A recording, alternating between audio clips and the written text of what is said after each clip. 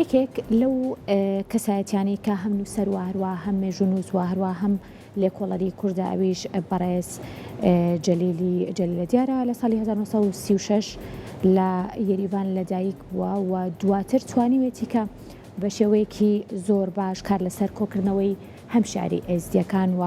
کارکردن بێ لەسەر کۆکردنەوەی ئەفسانە و بەشێک لە چیرۆکە خەیاڵی کوردیەکان کە لە تەواوی جیهانە بێگومان لایەن نووسەرانی کوردەوە نووسراونەوە جارێکتر لەلایەن ئەم کارکتەرە جوانی نێو ئەدەبیاتی کوردیەوە توانراوەکە کۆ بکرێتەوە. یەکێک لە ئەو خەڵاتانەی کە خەڵاتی زێڕینی جەمال نەبەزە دیارە لەلایەن یەکێک لە ڕێکخراوە جوانەکان کەش ڕێکخراوی ڕۆشنبیری جەمال نەبەزە و بە سپۆنسەری دەستگای میدیایی کورساس ساڵی پار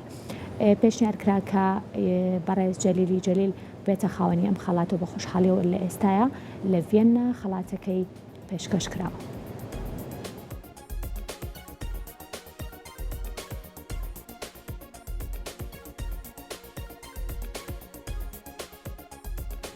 با دروشمی ئازادی لەسەر بەخۆی بەنرخترا ڕێکخراوی ڕۆشنبیری جەمال نەبەز بە سپۆنسەری دەستگای میدیای کورسات لە یەکی دوانزەی ساڵی 2021دا لە بۆنێکی تایبەتدا لە بنکەژین بە ئامادەبوونی ژمارێکی زۆر لە نووسەران و ڕۆناکبیران و بەسەرپەرچی لیژنەی خەڵات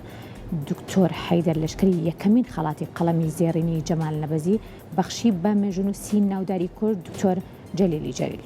ڕۆژی چوارشەمەش لە 24 هەشتی 2022 بە سەرپەرچی دکتۆر سەرور عەبدوڵڵا لە شاری ڤێننا لە بۆنێکی تایبەتدا خەڵاتی قەڵەمی زێڕینی جەمال نەبەز بەخشا بە مێژوونووسی ناوداری کورد دکتۆر جەلیلی جەلیل.